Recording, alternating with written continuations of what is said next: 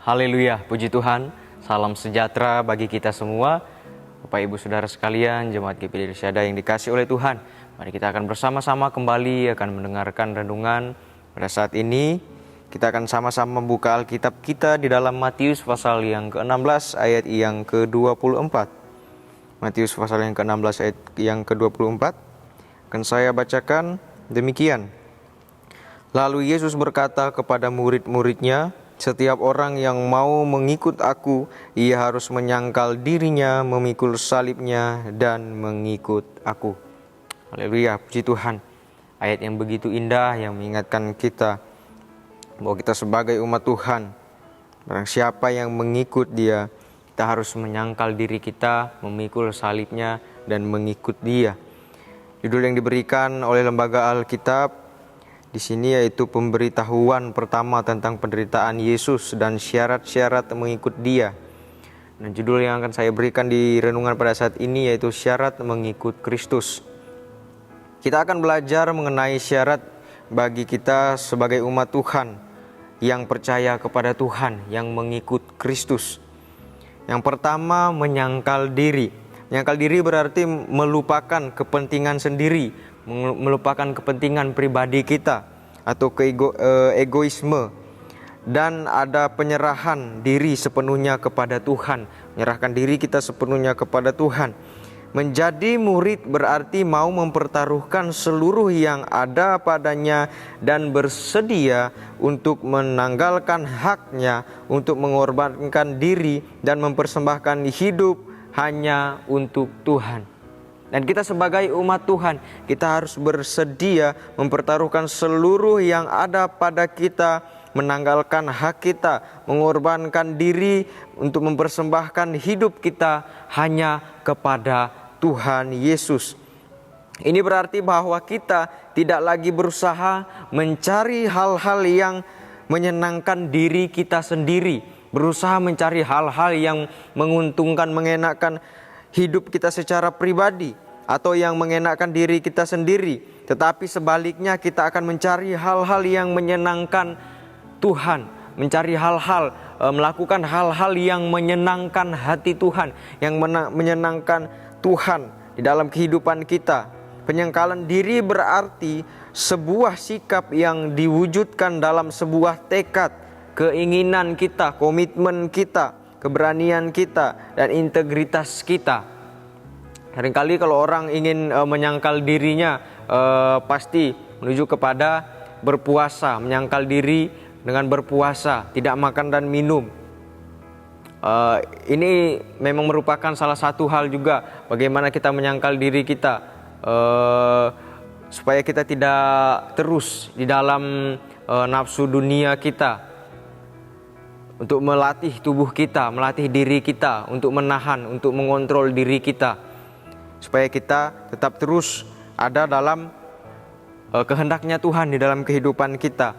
Itu adalah salah satu penyangkalan diri kita kepada Tuhan yang diwujudkan, dan penyangkalan diri kita diwujudkan dalam sebuah tekad, keinginan, komitmen kita, keberanian dan integritas kita untuk Tuhan kita, Yesus Kristus. Dan yang berikutnya yaitu memikul salib.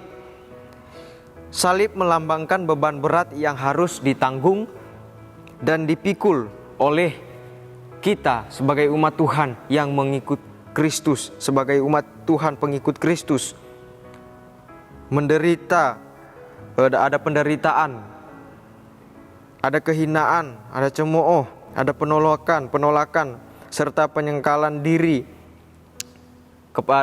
bagi kita sebagai umat Tuhan. Ini adalah salah satu beban yang harus ditanggung oleh kita sebagai umat Tuhan. Kita harus menerima kalau kita ada dalam penderitaan. Kita harus menanggung kalau kita dalam kehinaan, atau kita dalam cemooh, kita dalam penolakan, serta dalam penyangkalan diri kita harus menerima itu semuanya. Karena itu adalah salah satu hal yang menunjukkan bahwa kita adalah anak-anak Tuhan yang benar-benar mengikut Kristus. Dan kita melaksanakannya, kita menjalaninya. Ini mungkin tidak sebanding dengan apa yang Tuhan Yesus terima ketika ia ada di dunia ini. Di dalam pelayanannya banyak orang mencemooh, banyak orang menghina, ada penolakan-penolakan di dalam pelayanan Tuhan Yesus. Bahkan ia rela mati bagi kita semua untuk menebus dosa kita. Oleh sebab itu, kita sebagai umat Tuhan, kita juga mau membalas apa yang Tuhan telah lakukan bagi kita. Ia telah menebus kita, Ia memberikan karunia-Nya kepada kita, dan kita perlu untuk memikul salib, menanggung beban kita sebagai umat Tuhan. Kita harus sebagai umat Tuhan, kita harus rela dihina, dicemooh. Kita harus menerima penolakan-penolakan. Kalau kita hidup di dalam Yesus, menerima penolakan oleh karena nama Tuhan kita. Karena kita tahu di dunia ini tidak ada hal yang baik. Hanya Tuhan Yesuslah yang bisa melakukan segala perkara yang sempurna. Dan kita sebagai umat Tuhan, kita harus percaya terus. Kita harus tetap teguh di dalam iman kita, percaya kepada Tuhan, terus percaya kepada Dia, memikul salibnya, menanggung beban kita sebagai umat Tuhan. Memikul salib berarti bahwa kita tidak lagi berusaha mencari hal-hal yang menyenangkan diri kita sendiri atau yang mengenakkan diri kita sendiri, sama seperti halnya kita menyangkal diri tadi. Tetapi sebaliknya kita mencari hal-hal yang menyenangkan Tuhan. Memikul salib berarti menderita karena taat kepada Kristus. Kita menderita oleh karena kita taat kepada Kristus. Oleh karena Kristus kita mengikut Kristus. Salib bukanlah ember yang memiliki pegangan untuk mudah kita bawa, untuk mudah kita membawanya, atau benda lain yang memiliki gagang yang bisa kita pegang lalu kita bisa bawa dengan mudah. Salib hanya bisa dibawa dengan dipikul, seperti yang Tuhan Yesus praktekkan pada saat ia di salib. Pada saat itu ia memikul salib untuk menjalani hukumannya pada saat itu, untuk menebus dosa kita. Dan salib itu berupa penderitaan, penyakit, kemiskinan, kesusahan, disingkirkan, penolakan, dan perlakuan lainnya yang tidak menyenangkan, yang tidak mengenakan, karena kebenaran dan iman kita di dalam Kristus. Seringkali kita banyak menerima penolakan, atau kita ada dalam masalah-masalah, mungkin dalam sakit penyakit, atau dalam masalah ekonomi, kesusahan kita. Itu adalah salah satu hal yang mungkin kita rasakan di dalam kehidupan kita sebagai umat Tuhan. Mungkin kita merasakan bahwa ini tidak menyenangkan, tidak mengenakan bagi kita. Tapi inilah yang harus kita tanggung sebagai umat Tuhan, memikul salib. Kita harus mampu, kita harus rela. Sama seperti Kristus rela mengorbankan dirinya, Ia rela dicemooh bagi kita semua. Dan kita juga harus rela mengerjakan apa yang menjadi tanggung jawab kita sebagai pengikut Kristus. Oleh sebab itu Bapak Ibu Saudara sekalian, mari kita sadari bahwa kita hanyalah manusia yang oleh karena kemurahan Tuhan Ia mengaruniakan diri, merelakan dirinya di atas kayu salib untuk menebus dosa kita. Maka kita harus membalas dengan apa yang menjadi kehendak-Nya, meskipun itu tidak sebanding dengan apa yang Ia telah lakukan bagi kita, tetapi kita harus melakukan. Kita membalas dengan bagaimana apa yang Tuhan kehendaki dalam kehidupan kita. Setiap firman-firman yang Tuhan berikan kepada kita haruslah kita lakukan di dalam kehidupan kita, untuk kita menghormati akan kasih karunia Tuhan di dalam kehidupan kita, supaya kita juga dapat Tuhan melihat kehidupan kita berkenan di hadapannya, dan hidup kita terus ada di dalam Tuhan. Dan yang berikutnya di sana dikatakan di ayat yang ke-24, yaitu yang bagian terakhir, mengikut aku, mengikut Dia. Teladan yang Yesus tunjukkan adalah Dia tidak hanya mengajar pengikutnya untuk melakukan apa yang baik dan benar dengan kata-kata, namun lebih dulu melakukannya. Tuhan telah lebih dahulu melakukannya, merasakannya, mempraktekannya, dan Ia mau supaya kita juga melakukan apa yang Ia lakukan, mencontoh apa yang telah Ia lakukan, karena Ia telah melakukannya terlebih dahulu. Untuk itulah Yesus mengajar setiap pengikutnya mau berjalan di jalur yang ditetapkan oleh Tuhan Yesus. Ketika dia mengatakan agar orang percaya menyangkal diri, maka dia lebih dulu melakukannya. Kalau kita bisa melihatnya di dalam Filipi pasal yang kedua ayat yang kelima sampai yang ke-8. Ketika dia mengatakan agar orang percaya memikul salib, maka dia terlebih dahulu memikul salib dan bahkan sampai mati. Ia sudah melakukannya terlebih dahulu. Mengikut Yesus berarti tidak sebatas identitas sebagai orang Kristen. Mengikut Kristus bukan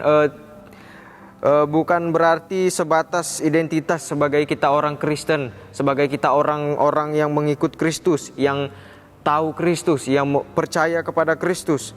Namun harus mampu menunjukkan karakter sebagai orang Kristen, sebagai pengikut-pengikut Kristus, bagaimana pribadi Kristus, dan kita harus menunjukkan karakter Kristus di dalam kehidupan kita. Bagaimana ada Tuhan, ada kemuliaan Allah yang hadir dalam kehidupan kita, yaitu yang kuat iman, setia, hidup dalam kasih, rela berkorban, dan berlandaskan iman. Kita sebagai umat Tuhan, kita perlu adanya iman kita, hidup yang setia di dalam Tuhan, hidup di dalam kasih, rela berkorban, dan melaksanakan apa yang menjadi tugas dan tanggung jawab kita terhadap iman percaya kita kepada Tuhan.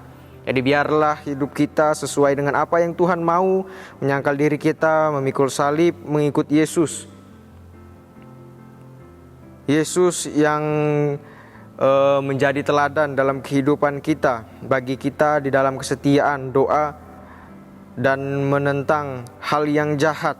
Yesus juga menjadi teladan kita di dalam ketaatan kita.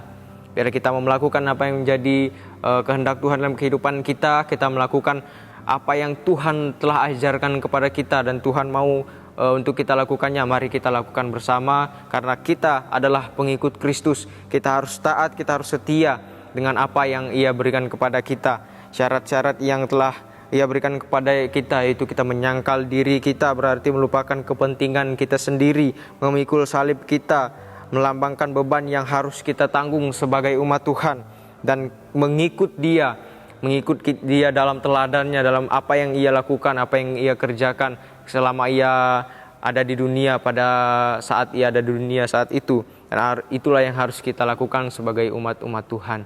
Puji Tuhan, demikian firman Tuhan yang dapat kita dengarkan pada saat ini. Mari sama-sama kita akan berdoa untuk firman Tuhan. Bagi Bapak, Ibu, Saudara-saudari, terima kasih telah mengikuti Renungan 79. Kiranya dapat memberkati kita semua. Setiap firman-firman Tuhan yang kita dengarkan menjadi berkat di dalam kehidupan kita.